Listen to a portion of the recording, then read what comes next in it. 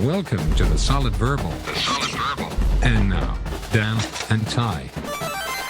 Dan Rubenstein, welcome back to the show, my good friend. We are recording this on Labor Day, and the question of the day: how is your voice doing? It didn't sound so hot when we did the Saturday Night Live stream. I mean, angelic as ever.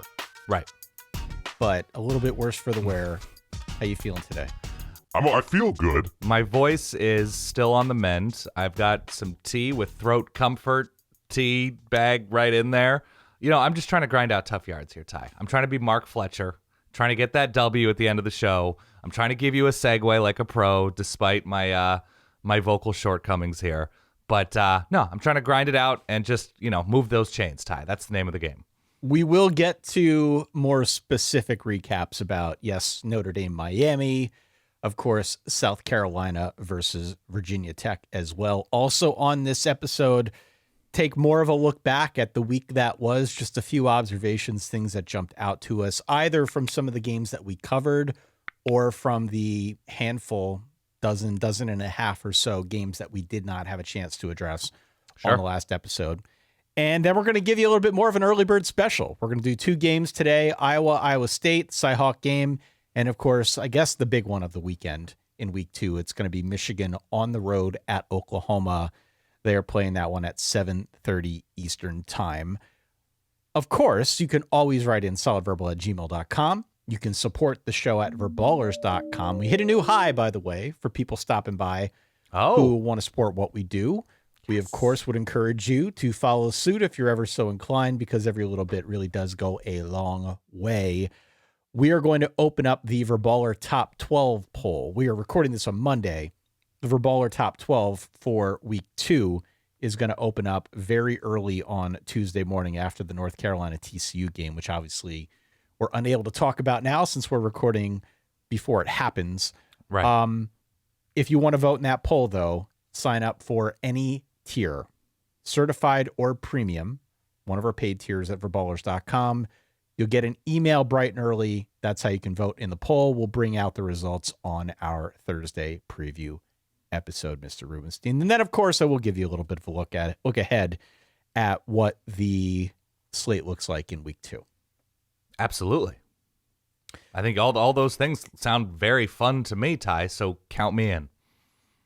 How much of the Notre Dame Miami game did you watch? I watched some of it live, all of it this morning. 27-24, the Miami Hurricanes end up emerging victorious in this game. I think it goes without saying, enormous win for the Canes. I know I talked about it on the preview. I'll say it again now, but like Notre Dame went to the national title game last year, and coming into this one, did not have that same existential question about whether the program can win the big game, because they won 3 big playoff games, and they were probably only a few big plays away from Ohio State in that championship game. Sure. But Miami played its way out of the ACC. They played their way out of the playoff. They went out with a huge whimper at the end of last season, and they needed this. They needed this one to build some goodwill in the fan base.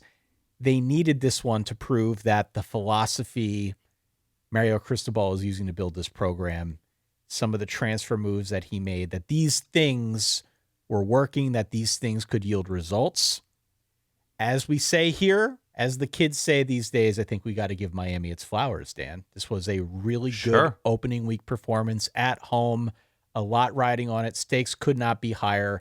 I absolutely think it was a bigger spot for Miami than it was for Notre Dame, and they delivered. So kudos to them.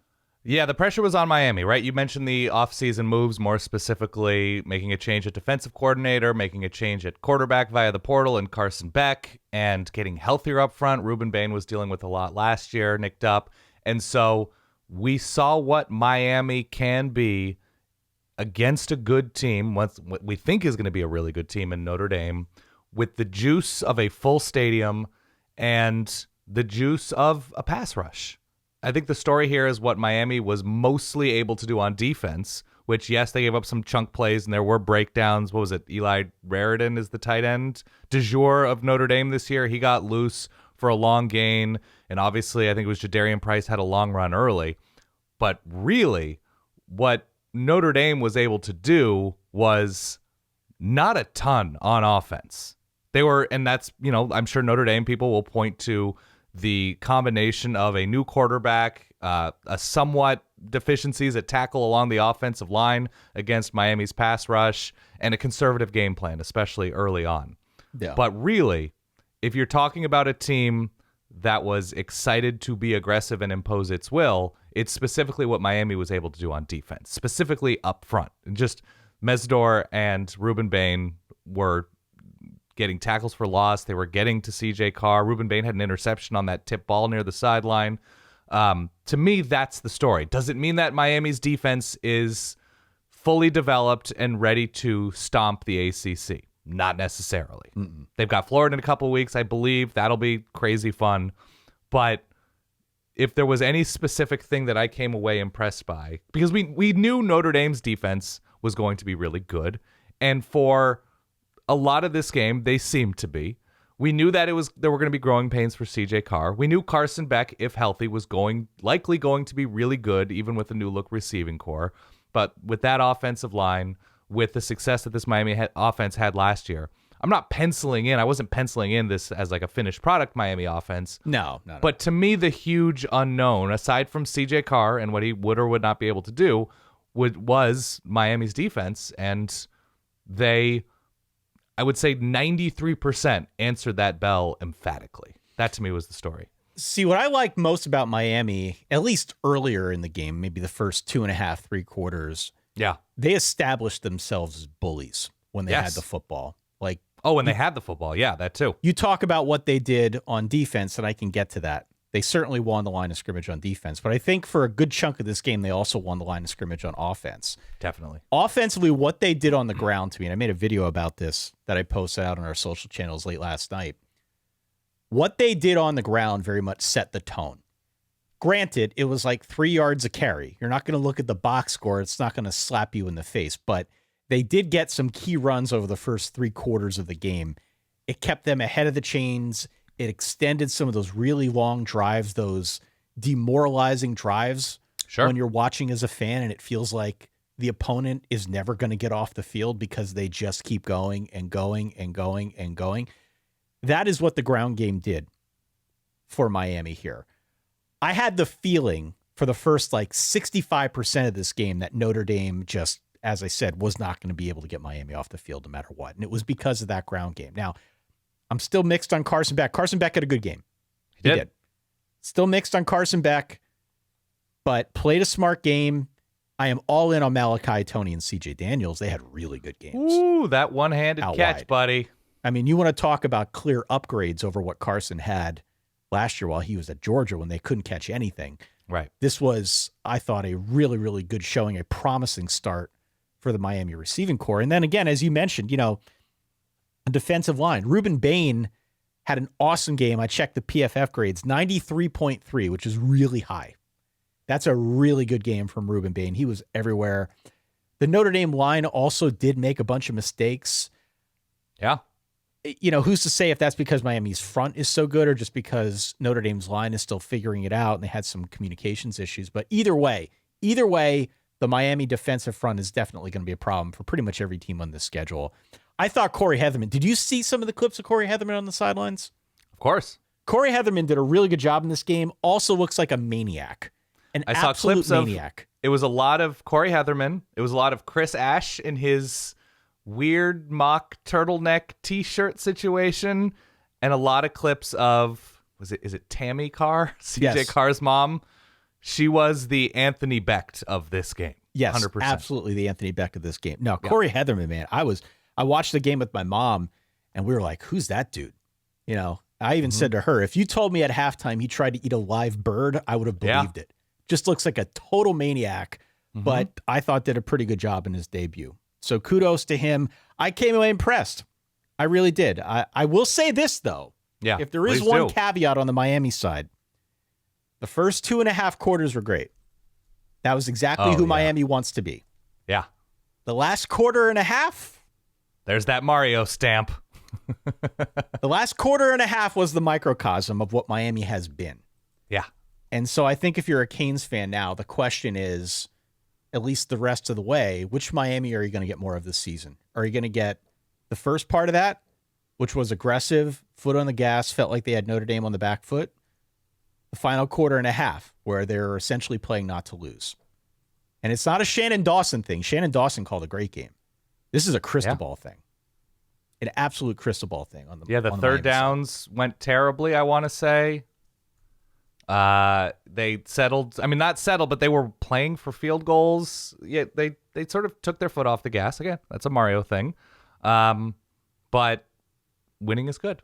And they won the game. They won a close game. They had it was a 14-point lead. It was a 21-7 game that they could have stretched out and really sort of lost their identity for stretches there. It went into a shell. You don't want that. You want more So of Notre what Dame they started did. out in that shell. Yeah, well, no, of course. And this is the other thing, okay? If we can flip over to the Notre Dame side. Please. Our friend Pete Sampson on his excellent podcast that he does with Matt Fortuna, The Independent, I listened early this morning.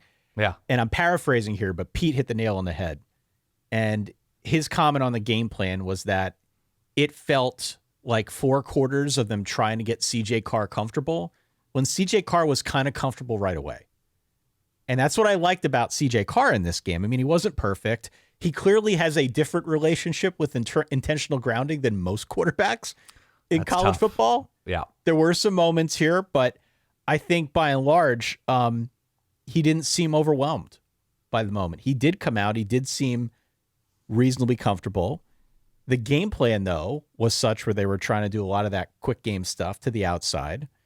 The game plan barely utilized Jeremiah Love and Jadarian Price. I do think they need to find some way to rebalance their game plan in time for Texas A&M in 2 weeks. Well, you knew it was a big game against a top 15 team because Jeremiah Love did nothing. Yeah, thank you, Dan. That's very kind of you.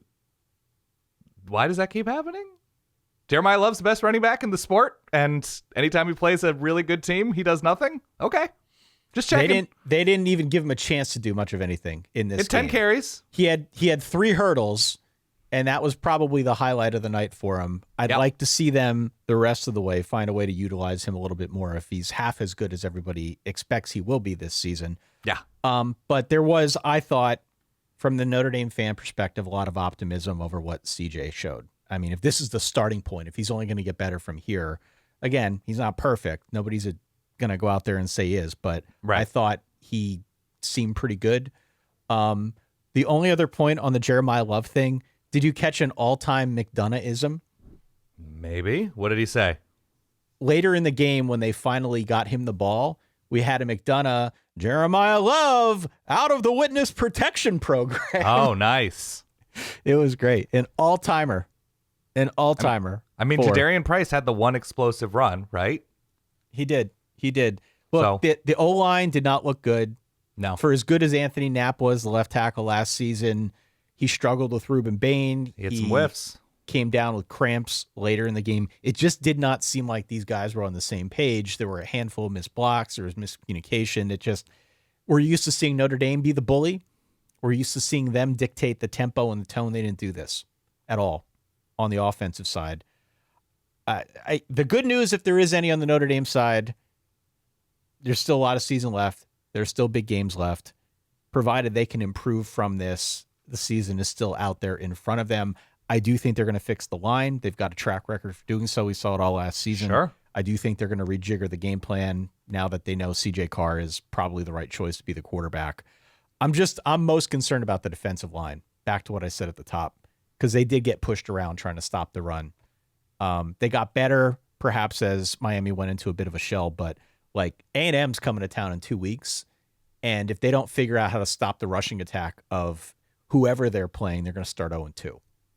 Well, they got Boise, which is nice after what Boise wasn't able to show against USF. They should hammer Boise, but the A&M game, that A&M game is going to be a problem if they can't figure out how to be a little bit more aggressive against the run, because it felt like it took Chris Ash way too long to commit resources to stopping that very specific aspect of the Miami game plan. And at that point, they had already done a lot of damage. So again, it's not you're not going to look at the box score and it's not going to whack you over the head as being something otherworldly. But that, in my opinion anyway, and I've already gotten some pushback on this, but in my opinion, that was, I thought, a very underrated aspect of what Miami did on offense, just being able to dictate the tone up front. By the way, flip side, if Miami goes anything less than 10-2 after starting out the season, beating Notre Dame and looking like, look, the defense is not a finished product. There's going to be lapses this season, and there's going to be surges this season. If they finish anything less than 10-2 after what they showed Sunday night, That's a problem. That's a big old problem with this schedule. Yeah, that's going to be a problem. The other game that took place on Sunday was a little bit earlier. This was a 3 p.m. start. They played it in Atlanta. It was South Carolina 24, Virginia Tech 11. Yes. Shout out to secret verballer Kelly Stauffer of ESPN Radio, Dan. Yeah. He has officially joined our movement. Though he has not come out and said that explicitly, he's the only other person outside of you and I and our trusted verballerhood Sure. to freely use the moniker LaNorris The Creator. It's a really good one. It's so good. I listened on the radio on the way up to my mom's to eat dinner and get ready for the Notre Dame game. Yeah. Kelly Stauffer was saying LaNorris The Creator sometimes 3 times in one sentence. Whoa. And why the hell not? Because he's a real fun player, Kelly. We are with you. Thank you for joining our movement. Other media people out there, please feel free to borrow this and use this on your own. We are trying to start something here. I don't know what it takes to get to critical mass, but LaNorris The Creator is going to be a story this season. Correct. My overwhelming sentiment in this game was that both these teams are better than they showed, or should be better. But isn't that like the Virginia Tech MO of the last year or two as well, though? It kind of is. And the weird part about that statement is if you say that both teams are better than they showed, Yeah. I'm almost using as a pejorative on the Virginia Tech side and as a beacon of optimism on the South Carolina side. It's amazing how context can kind of shape this, but Sure. Virginia Tech, man, I just watched this team and I feel like they should be better. I feel like they have weapons out wide. I feel like defensively, for the most part, they held their own with the exception of, a late pass that went deep ball to Nick Harbor. Finally got a flash out of him. Yeah. Special teams, there was that 80-yard punt return from Vakari Swain that really, and he was also the one who muffed the punt earlier. and he muffed the punt earlier. Like, Yeah. there are just a few key moments in this game that tilted things in the direction of South Carolina, but Virginia Tech, for the most part, held its own on the defensive side of the ball. It's just like Kyron Drones ain't it, man. He ain't it. It was a brutal interception at like the 1 yard line, right? The red zone stuff was, they just couldn't figure it out. They were settling for field goals, turning the ball over, and both of these teams really struggled protecting Kyron Drones and LaNorris Sellers up front. There was a lot of activity up front. I just thought there was something about South Carolina's defense that just seemed faster and more aggressive in this one. I thought their defense looked solid. Yeah. I did, and I had questions about them. You Same. might recall. I mean, they lost a lot from a year ago, but my guy GBD, Gabriel Brownlow Dindy, their transfer played really well. Fred Johnson definitely delivered a for education. Sure. 10 tackles, had that pick. Dylan Stewart's a problem on like every play. Of course. And even a guy like a Brandon Cisse out at corner was really solid in this game. So if they're looking like this in week 1 on defense, I think a lot of the questions I had about that side of the ball kind of go out the window. But offensively, like I'm with you about the line play, which has been a recurring theme as South Carolina fans know. I didn't have so much of an issue with the pass protection, but the run blocking was not great. Well, I mean, LaNorris was running for his life a number of times. Sure. Trying to buy time if receivers weren't getting whatever. I thought the Nick Harbor non-touchdown catch, like... That should be a catch. Well, we saw it in the LSU game, too. We're just like, we're breaking everything down into 1,000 frame per second thing. If a guy comes down with the ball, gets feet in. I thought that was a catch. We're taking it to the ground every time after he's like, It seemed like a touchdown to me. I don't know. And there was palpable frustration on the broadcast too. I mean, Yeah. we weren't the only ones feeling it. I mean, I'm sure if you're a Virginia Tech fan, you're saying, nope, incomplete. We'll take it. Thank you very much. And it definitely worked to their advantage. It kept that game close for a good long time. But even still, I just looked like a catch to me. I don't think there was enough there. They called it out on the broadcast. Was it Matt Austin? Whoever they brought in to help try to dissect that one said, no, they're going to, I think it was a different guy. They're going to overturn that one. And they did. But man, that's just a tough one. Yeah. Virginia Tech is like wearing a cologne that you're like, ooh, that smells good. And then as you get closer to the person wearing the cologne, you're like, there's a little bit of BO in there. There's just, I don't know if it's for me, but that's very interesting. It's almost there, but there's something that's just not right underneath the surface. So, yeah, I don't know if it's the offense. I don't know if it's just the mistakes. Special teams obviously were an issue, but man, South Carolina. South Carolina only scored 17 points on offense. They only scored 17 points on offense, which is why I said the defense on the Tech side did a good job. It really did a good job, but it's maddening. It's moments, man. It's maddening to watch this team on offense because you know they should be better. They had, I thought, a really good showing from Aiden Green out wide. Mm-hmm. Like, the pass catchers for Virginia Tech were okay. There were some drops, but by and large, I thought they did a pretty good job out there. Aiden Green's going to be a star. Maybe not at Virginia Tech, but he's going to be a star somewhere. He definitely seems the part. Kyron Drones had throws that were open that he missed. He was 15 of 35 in this game, and he's healthy now. He just ain't it, man. And he ain't inside a dome. Yeah. He's not it. No glare, no wind, no elements. Virginia Tech with a better quarterback that can deliver in some of those key moments is probably a different conversation. Yeah. Kyron Drones ain't it. It just isn't. Now, maybe it's a different team if they get Terry and Stewart back. He didn't play because he's dealing with the boot thing that we talked about on the preview. Yeah. Maybe a little bit more of a compliment in the backfield will help. But bad passes, if not drop passes, penalties, they should be better than this. Agree. We could be looking at the beginning of the end here of Brent Pry. I came away very underwhelmed. Where are we going next? Next, we're going to talk about other observations from the weekend, if you're cool with that. I would love to. Hey, what happened? What'd you think of Nico Iamaleava at UCLA? I mean, it's more what I thought of Devin Dampier at Utah, but yes, it's just tough. I mean, the line, the receivers, the running game, he was the running game, I believe, which is not a great sign for UCLA. UCLA's defense couldn't get off the field, which just makes things harder for him, forces him to feel like he has to do everything on every play.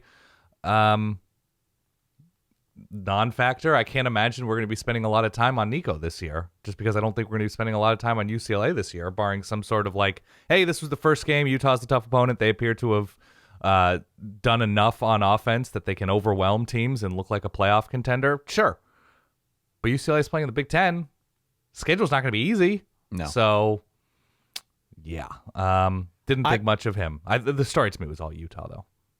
43-10 was the final. Yeah, Devin Dampier looked good. Utah looked good. 14 of 16 on third down. Yeah. This was not a great showing for UCLA really in any facet. They were just completely overwhelmed by a Utah team that could be underrated this year. And it was part of what we brought up in the previews. We just didn't know to what degree we should value some of these new faces, notably Dampier, notably their new offensive coordinator, both of whom came up from New Mexico. So they got off to a really hot start. And if you're thinking bigger picture in terms of the Big 12, that's a very interesting conversation if we're going to get this type of performance week in and week out from Utah. But Definitely. I'm still hung up on the UCLA thing. I just am. And this is not me trying to dunk on Nico. I have never met the kid. I probably never will. Yeah. And I don't wish ill will upon anybody. But I just cannot get it out of my head that Nico's camp or somebody around Nico was putting out this cockamamie theory that he wanted a better supporting cast and he went to UCLA for that. It is not, there's nothing better about this team at UCLA than at Tennessee. Nothing. Maybe he is better at quarterback as an upgrade, but literally nothing else is better other than, say, the weather. Sure. I agree. They have 3 winnable games coming up, so they could start the season 3-1 and figure out some sort of rhythm. There are wins on this schedule if they're decent. There are wins, and it is way too soon to write off anybody at this point. I agree. Can't write off anybody at this point. Week 1 is always an aberration. Teams always improve from week 1 to week 2. I see what you're about to say. The manner in which they lost. It was toothless. There was nothing about that felt optimistic to me. Yeah, at home. USC, if we're staying out on the West Coast, hung 73 on Missouri State. Welcome to FBS, Missouri State. That's true. They got absolutely drilled. A good game from Jaden Mayava. Hassan Longstreet came in and went 9 for 9 in this game. Ran well. Yeah, had a fumble. USC was they were lightning. Yeah, against Missouri really State. Good. Yeah. They look really good. I mean, for whatever that's worth. But look, you'll take that in week 1. I don't care what team you're talking about. You will take 73 points to start things off. We're just going to have to see how they evolve as they get into more of the meat of that schedule. They've got undefeated Purdue on the road in a couple weeks, Ty. Purdue wants 31 nip, zip. Nip, zip, nil. Yep. Yeah. Purdue shut out Ball State, I want to say. Ball State, yeah. And Notre Dame has Purdue in a few weeks, I believe, as well. Watch out. Spoiler makers. Could be spoiler makers in 2025. What else you got from this weekend? Washington played Colorado State pretty tightly until they eventually, I think in the fourth quarter, ran away with it. A really nice day. Offensively, some good adjustments on defense for Washington, but Colorado State was running well for a chunk of this game, so they've got that to figure out moving forward. Yeah. I think they've got Ohio State not in a terribly long time, I believe. If you're looking at the Washington schedule, I am not at the moment. Colorado State, solid team. It's week 1. I imagine Washington's going to improve. I'd much rather be a Washington fan in this moment than a Washington State fan who barely got by Idaho late in that one. That's Idaho with the first-year head coach, as last year's coach moved on to New Mexico. Wazoo and Oregon State are going to have themselves a long year, it seems, in this moment. We mentioned a little bit of the Jaron Kiave, Sangapua Latelli vision. You were close. I was close enough. Songa. Pula. Oh, Pula. Sangapua Latelli. There you go. Sangapua Latelli vision. He started hot, the true freshman quarterback, the lefty for Cal. Oregon State just really had no answer and didn't do a terrible amount offensively, but they settled in and made it a little bit more respectable. Malik Murphy was okay. I thought he was pretty good. He was all right. But I think if Cal can, the receiver's name for Cal, who's going to pop this year? Tron Grizzle? Trond. Yeah. Trond. Trond Grizzle. Absolutely great name. Cal's interesting to me, man. They are. Yeah, and I don't think they're going to have a ton of pop, but yeah. I brought this outside up. of Jaron, yeah. I brought this up when we did previews because it definitely feels like it's a bit of a last gasp from Justin Wilcox to make this work. Sure. And there have been some head-scratchy moves like Brian Harsin to run the offense. Okay, whatever floats your boat, right? Sure. But JKS, we should just call him that, looked awesome. Really good as a true freshman getting this start. I thought a lot of the newcomers on the Cal side actually looked quite good as well.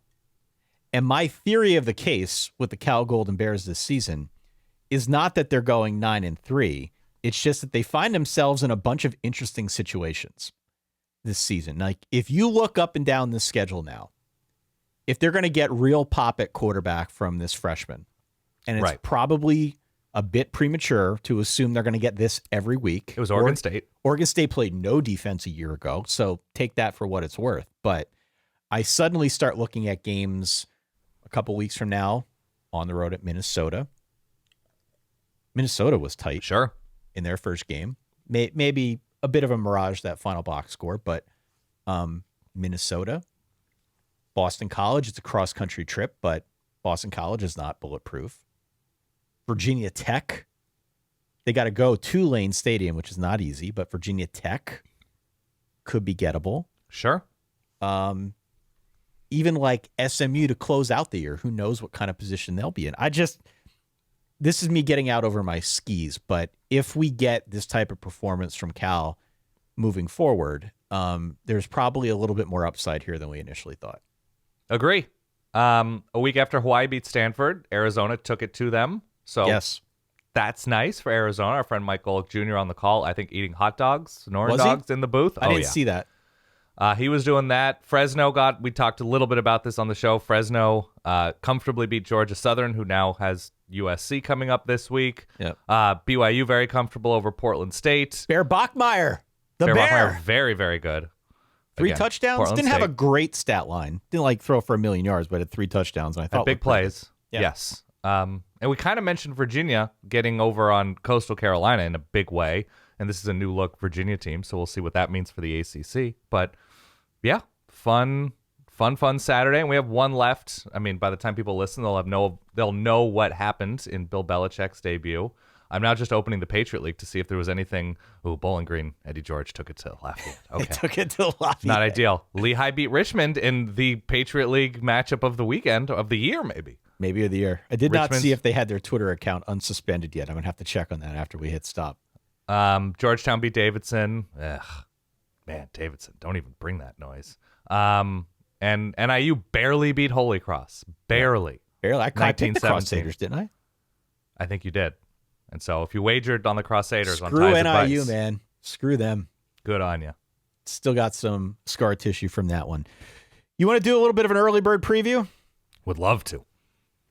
Early bird special. Started doing this last week. I think normally on this Tuesday episode, we'll take a little bit more time to unpack some of the key storylines from the week that was, but it's a screwy week one. It always is because they have games for 5 straight days. It bleeds out into Sunday and Monday, just the way they've been scheduling this thing. So Yeah. kind of puts you and I in a bit of a bind. We can't cover as much of that ground as we would like otherwise, but we do want to give you a little bit of an advanced preview for 2 really big games in week 2. Now, there are a bunch. I can talk through the slate a little bit later, but we called out these 2 specifically because these seem to be the ones that the Verballer Hood is most interested in hearing us talk about early.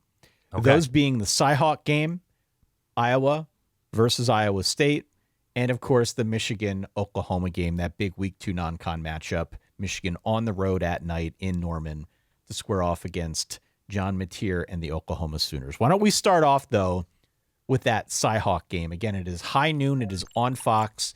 It is Iowa on the road. They are a 3-point dog against the Iowa State Clones. Now, you know where I've been on this game. You know where I've been on Iowa for the last couple weeks now. Yes. I am going to take Iowa in the points in this matchup. And Have fun. Yeah. I definitely felt a lot less confident about it after seeing week 1 Mark Gronowski, which I can discuss in a little bit more detail. Speaking of observations from week 1. Mm-hmm. But this is usually a close one-score affair, as we know. Agree. The Clones won last year on the road in Iowa City. Actually, in the last 3 matchups, the road team has won. So perhaps that trend continues this time around. Gives me at least a little bit more support for my Iowa prediction here in this one. Where are you at on this game? Are you going Iowa State? I'm going Iowa State. Why? Because I watched Iowa's offense. Now, again, this could be an Iowa team that relies on the run, relies on defense. He's going to try to, win a bunch of games, 14-10, 17-13, something like that. We've seen it happen year after year after year. Iowa State's going to play good defense this year. No. And there's something unsettling about how Mark Gronowski started his season off against Albany. I'm sorry, you said unsettling? Yeah? It was embarrassing. Unsettling is being generous, Dan. Yeah. And I'm a Mark Gronowski fan. Well, I say unsettling because it's week 1, but the manner in which he struggled is pretty worrisome unless there was some sort of nagging something or he was drugged before kickoff or if there's some very clear explanation. Like, I'm willing to give everybody the benefit of the doubt with week 1. Just crazy nerves, which doesn't really make sense. He's played in big games just at the FCS level. So that doesn't fully make sense. And this wasn't a big game against Albany in week 1. Listen. So you're using extreme adjectives and then talking about taking the points. Well, I am taking the points because that's just the matchup. And I was done that with worse quarterbacks than Mark Gronowski. Yeah. Although I don't know how much worse, because you and I have been sending clips back and forth. And maybe it was just a week 1 aberration and it's a thing and he had jitters and it was a bad game plan and he needs some time to get... It's not going to get easier against Iowa State. Definitely not. Iowa State's already got 2 games under its belt. So to that end, they're going to be, I think, a little bit more seasoned. I don't see how they couldn't be as compared to Iowa. But, like, the conversation around Mark Gronowski, if you have monitored at all online, has been merciless. Yeah. And this is not a program that is used to having good quarterback play as of late. He was awful. Yeah. He was 8 of 15 for 44 yards. They did most of their work on the ground, to be clear, because they've got a good line, because that is, I think, their preferred style of play. But it is absolutely the understatement of the year at this early stage in the 2025 season for me to say that I am wavering a little bit, at a minimum a little bit, yeah, on all of the praise I heaped upon Mark Gronowski. He was terrible in week 1. Yeah, I mean... Look, the encouraging thing is Kirk Ferentz has done nothing but winning fights with one hand tied behind his back. And I guess that's the challenge he prefers. I guess so. Yeah, I'm willing to extend grace and say that there was something amiss and there was something there that prevented him from fully realizing his potential. Like, I feel personally affronted by this because I stuck my neck out and I talked about how he was going to be the best quarterback in Iowa since Brad Banks. Sure. I mean, look what he did against UC Davis. He might not be a better quarterback than Tyra Banks, Dan. Yeah. Like, it was just really bad. It was really bad. He looked very confused, which is the troubling thing too. It wasn't just him dirting balls. It was. I'll shut up now. I don't want to. Okay, dunk so on talk him. to me. Okay, I'm going to tell you why I like Iowa State. I like Iowa State because of the experience in winning a sloppy game and the experience of winning a game they should have run away with and did run away with. I like that. I like the comfort and experience of Rocco Becht. I like that this defense is specifically built to make quarterbacks see ghosts, either in the pass rush or in the secondary. And if you are going to employ that against a quarterback who seems to have ghosts built in, that seems like a good thing to me. So I think Iowa State at home is feeling like they have juice right now, whereas Iowa is walking into this one skeptical perhaps of its own offense in a way that they're not fully used to. They're used to it, but not in this specific way. I think it's just a charmed moment for the Clones. So I'm going Iowa State here by 7-10. Yeah, I could see it, honestly. And by the way, 23-13. By the way, when I put my neck out there and I said that I was beating Iowa State, there were two other games that I called out kind of in the same breath. Early season predictions that I was also that confident in. One was Texas over Ohio State. The other was Notre Dame over Miami. It's not looking good for Iowa. I hate to tell you guys. Also, I think this is a Big Noon game, right? Big Noon game, yeah. This like the Big Noon studio show is going, or the Big Noon preview show.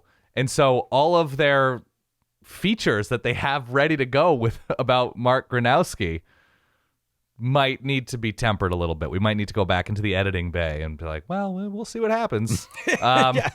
Let's fire up Final Cut. See if we still got that source file. Maybe make if some. Fox is using Final Cut, they've got bigger issues. Final Cut's fine for you and me, but it's there's gonna be a heavy spotlight on this one because it's not a packed week of obvious headliners. It definitely helps that Iowa State has those two games. Yeah, and I came away from their week one showing feeling even better about the Clones because there was a real opportunity on a short week after a big win in Ireland to have a letdown, which we have seen from Iowa State before in September. Yeah, that's a quality South Dakota team as well. And they pounded them. Mm-hmm. They ripped them limb from limb. That was a good showing for Iowa State. Definitely. To come back home to get a win like that, I felt real encouraged after seeing it. Yeah. So I kind of backed myself into a corner here with all this Iowa love, with all this Mark Gronowski love. I'm going to Maybe stick that's the with perfect it. storm. I'm Perfect going to storm. stick with it. Yeah. Okay. I'm going to stick with it. I'm not going to back down now. My thought back in July was that the Iowa State secondary could be an issue in a game like this, because my theory, again, was Iowa's going to find a way to utilize Mark Gronowski's legs. They're going to be able to run some misdirection. They're going to be able to run some fakes off of that. Sure. I am envisioning a situation where there's a Mark Gronowski fake draw pop over the top. That's how they take advantage of the secondary. They still could try that. Well, look, maybe Iowa State's secondary is in trouble because their muscles will atrophy from lack of use. I don't know. Okay. The matchup to watch is this, though. Whatever I think is going to happen doesn't matter. The matchup that I am most interested in here is the Iowa offensive line against the Iowa State defensive line. Sure. Because if they're able to get a push, if they are able to establish something of a ground game, I like their chances. Now, we've seen them be very good at this in the past. I would like their chances a lot more. It would instill a lot more confidence in me, having made this pick, if I knew right now that they'd be getting a push with their offensive line. Yeah, but what's stopping Iowa State from putting 10 dudes at the line of scrimmage? Well, that's the question, right? Yeah. That's the question. So if this one devolves into 3 yards in a cloud of dust and a bunch of punts and field position and whatnot, Yeah. that probably benefits Iowa. I think that's true. the style of play that they need here. I'll stand by the pick. I truly don't feel great about it, but I'm going to say Iowa outright 21-20. What do you think fell across Tim Lester's face as he started calling that game? Like, oh, what have we done? What have we unleashed? I don't know, man. I All right. was blown away watching the highlights of this one. I went back, I watched the game. I saw the highlights, then I went back and I watched the game. Like, I got to see what I'm missing here. And it was, I'll stick to my pick. All right. Like Ty at a Victoria's Secret walkthrough. Yes. Exactly like that. What am I doing here? I feel like I'm out of my element. I'm nervous about everything I do and say. What do I do with my hands? Yeah. Where do I absolutely. go? Am I supposed to be here? Yeah. Did I say Victoria's Secret walkthrough? How about like a fashion show or some like Ty's backstage? Hey guys. The look that must have fallen upon my face. Kate walked into the room. She said, "What's wrong?" I was like, "Nah, I just gave her the wave." Like, "Nah, Yeah. you don't want to know. You don't want to know about Mark Not Gronowski." now, sweetie. Yeah. All right. I got 21-20 Iowa. I'll stick with it. I'll be wrong with it. 23-13 clones. 23-13. So the other big game that we're going to talk about today is one that we've had circled for a while. And it's interesting on about 1,000 different fronts, not the least of which is interesting conversation for Big Ten fans, really interesting conversation for SEC fans. I think in the broader national conversation, it's one of those early bellwether games. One of those non-con games for sure that people have circled just as an interesting tell early on to see where some of these programs are at. This is 7:30 ABC. It is Michigan on the road at Oklahoma. This is a point spread that has jumped around a fair amount since I jotted it down in my document. I had 3 at one point. I think it opened at 1.5. Right now, I'm looking at it. It says Oklahoma -6. So let's go with that. Yes. I was genuinely surprised when we put out the call on Saturday night for a little role-playing segment where we ask fan bases, tell us who you root for and tell us what your emotions are having watched your team play. Most of the Oklahoma people that wrote in were concerned about what they saw, which I found surprising because they won by 32 points. But I went online. I did verify it to some extent. I would say it was about an 80-20 split. 80% good vibes, good emotions. 20% concern for one reason or another. I don't know if it was an early turnover from Oklahoma. I don't know if it was the third quarter interception from John Mateer, but like a good tune-up. You will take a tune-up. I think it was lingering offensive line questions that weren't immediately answered. You will take this tune-up, though. They only allowed 151 yards to Illinois State. That's good. Sure. The defense should absolutely be a strength of this team. John Mateer, 392, had 4 total touchdowns, set a record. A lot, I think, to build on. But yeah, the line is going to be interesting, and it's something we should discuss.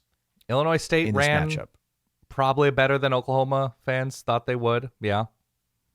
Again, the line is 6, Dan. It is at night. It is in Norman, and obviously that's a pretty advantageous spot for a coach that has to feel like there is nothing to lose at this point. That is they lost to Norman last year, so I know, but like there is no benefit at this point in Brent Venables' tenure to go out there and to leave anything in the clip. Like he just has to empty it all. He has to win this game. Much like we talked about with Miami and Notre Dame, this one is very meaningful for Brent Venables.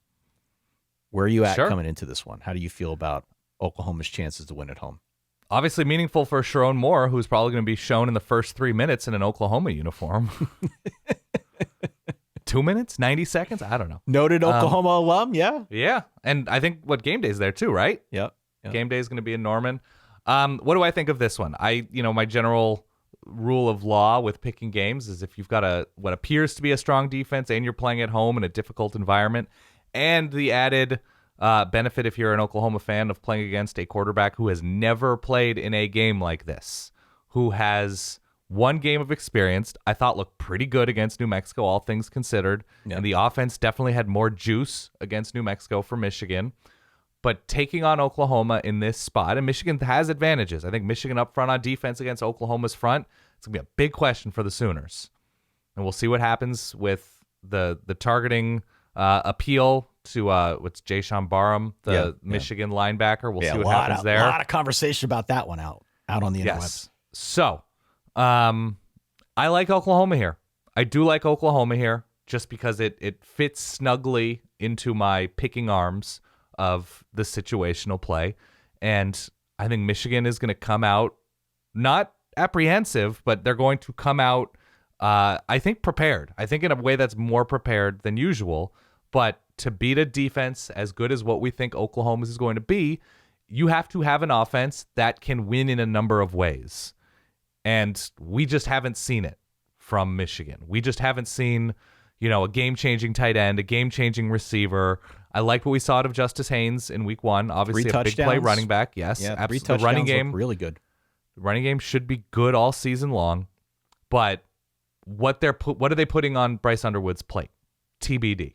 How much are they going to trust him to look like a third-year quarterback rather than like what Notre Dame did with C.J. Carr in week 1 against their first real opponent? This is Michigan's first real opponent, all due respect to the Lobos. So I'm going with the home team here because it's so incomplete from Michigan's offense in this moment. To pick Michigan in this spot, you either, one, have to believe Oklahoma is extremely overrated based on last year, which is not an unreasonable take, that we need to see a much better offensive line performance against a real team, or you have to be so almost inexplicably high on the ceiling of this Michigan offense immediately with a new coordinator and a new quarterback. And I don't fit into either one of those boxes. So I'm going to give those points. And I think Oklahoma wins this game by 8 to 12 points. Okay, wow. Bryce Underwood looked good, though. He did look good. He looked good, but I think it was a combination of being scripted and not having to go through a ton of progressions. Yeah, I mean, it was good, really good on the short stuff. It was still pretty good with the intermediate stuff. Once he started throwing beyond 20 yards, I think he was 0 for 2. I checked the passing grades. They weren't great, but even still, a really good showing for him. Yeah. I like the fact that Justice Haynes comes in. That, to me, is more of the story than Bryce Underwood. Of course, the transfer from Alabama, as I mentioned, 3 touchdowns, had like 160 yards or so. They need to have that in the backfield. It can't all just be on the arm of Bryce Underwood. The matchup, though, is what you mentioned earlier, and it's a really good Michigan front seven against an Oklahoma line that we're still trying to suss out. It was bad a year ago. It really was. And so this is one of those matchups where you like to talk about quarterback and defense. I still think like the best quarterback and best defense is probably on the Oklahoma side. And so I tend to agree that the Sooners are going to win this game, but I don't think we can take for granted that Michigan's front isn't going to have a huge say in this ball game. I think the reason why I favor Oklahoma is given a setup like that, it also plays into the hands of a guy like a John Mateer, who is an improviser, who, if he doesn't get a lot of time, they can still figure out a way to move the pocket. They can get him it's out of a the quick pocket. hit offense by design. They can get him out of the pocket. They can find ways to utilize his legs. He's a very talented runner, maybe the best running quarterback in college football. Whoa. You can use that to great effect. LaNorris Sellers exists in this universe, right? I said maybe. Okay. He's not as big as LaNorris the Creator, mind you, Okay. but he's every bit as electric and a ton of fun. But So I am curious to see, in the absence of any real pass protection, if it comes to that, if John Mateer, the improviser, comes out and if he's able to help lift this offense in a way that, Oklahoma hasn't seen maybe since like a Caleb Williams or a Baker Mayfield. I'm not saying he's those guys, but he is that style player to some extent. I agree. He was really, really good last year, and they're basically one game against a good defense in Boise State.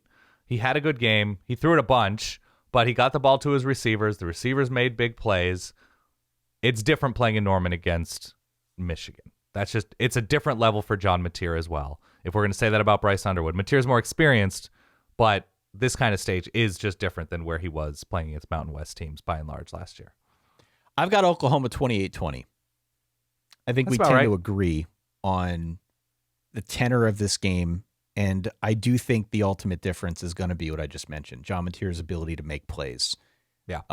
Look, we can talk until we're blue in the face about how he's unproven against an SEC schedule, certainly playing against teams like Michigan. He largely played against a Mountain West schedule last year when he was cutting up all things up there at Washington State.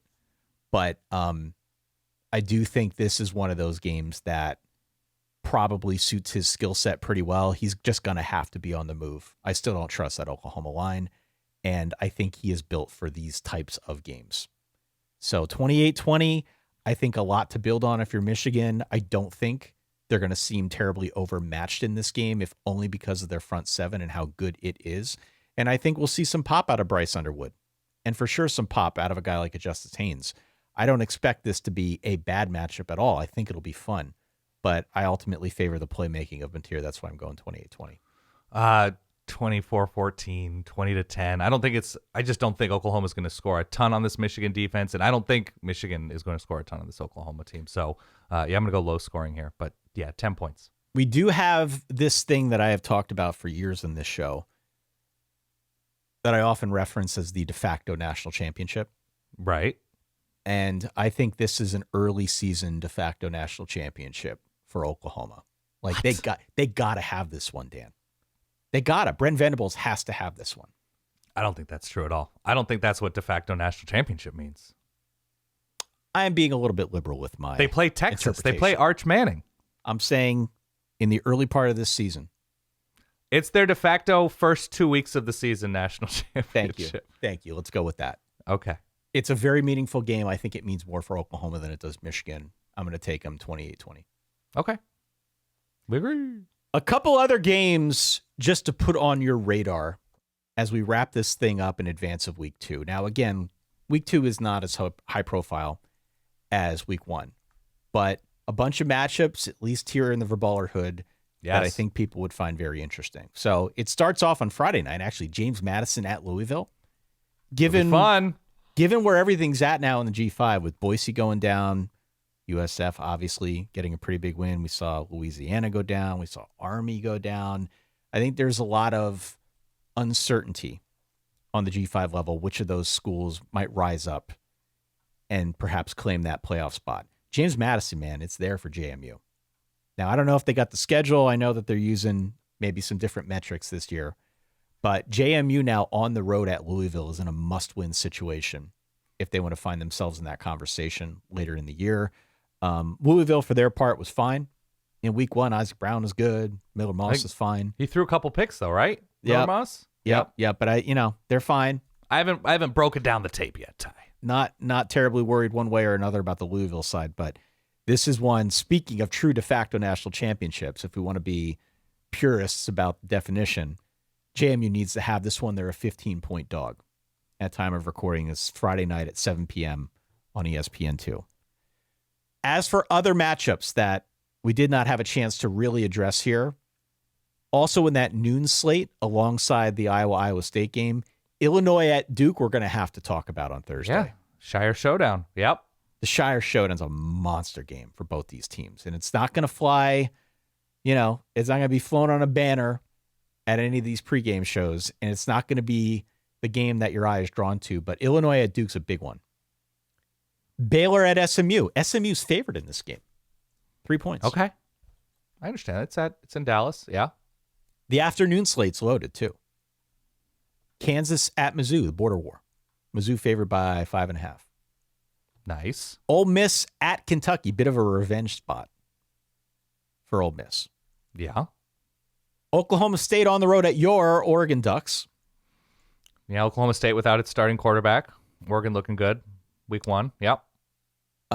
Delaware at Colorado. I have labeled as a Fox game at 3:30. Sure. Which is an interesting choice if that is correct. I don't know for sure, but that's how it was labeled, so I put it down. I mean, if there's nothing else, go with what you assume are going to be Dion ratings. Continue. And West Virginia at Ohio could be a spicy matchup. Ohio right now about a 3-point home dog. We've got the Texas State UTSA rivalry in this window. We've also got a Fresno Oregon State game. Oregon State favored by 2. That should be tight. We've got USF Florida, right? Your guy Byron Brown? USF Florida. Yeah, Dan. Thank you. We've got NC State Virginia. Yeah. Who's going to go 7-5? Who's going to go 6-6 this year? This could be a determining factor. Dun, dun, dun. Yeah. Yeah, man. No, I think it's a really fun week. I think there's a lot of good stuff here. Is there anything good at night? Late night? There is, man. There absolutely is. Got a couple here, okay? Okay, I'm listening. Army K-State. Does Army have a Tarleton State problem? The answer right now is yes. An emphatic yes. Georgia Southern at USC, Clay Helton Bowl. Just interesting because of the USC should win easily, yeah. Name to play. Vandy at Virginia Tech. Bit of a revenge spot for Virginia Tech. Definitely. Got Boston College at Michigan State. Two teams that I think are kind of on the same level this season. Michigan State favored by about a field goal at home. Arizona State on the road at Mississippi State. Okay. That could be spicy, man. Yeah. Arizona State had a reasonably comfortable win against Northern Arizona last year. Yeah, or last week. UCLA on the road at UNLV. Gotta win that. Gotta win that, UCLA. UCLA's gotta win that game. That's must win. Weird to say, but true. They gotta win that game. And then here's an interesting one. Alabama coming back home after the loss. Mm-hmm. Clips circulating online widely about lack of effort among that defense. ULM coming to town. Now, Bama's favored by 38 points. They got a should history win this here. game. Yeah. Should win this game handily. ULM's going to run, though, Dan. That's true. They're going to run. They're going to run right at them. That's all they know how to do. And they are feisty. So don't be surprised if they cover. They're not going to win.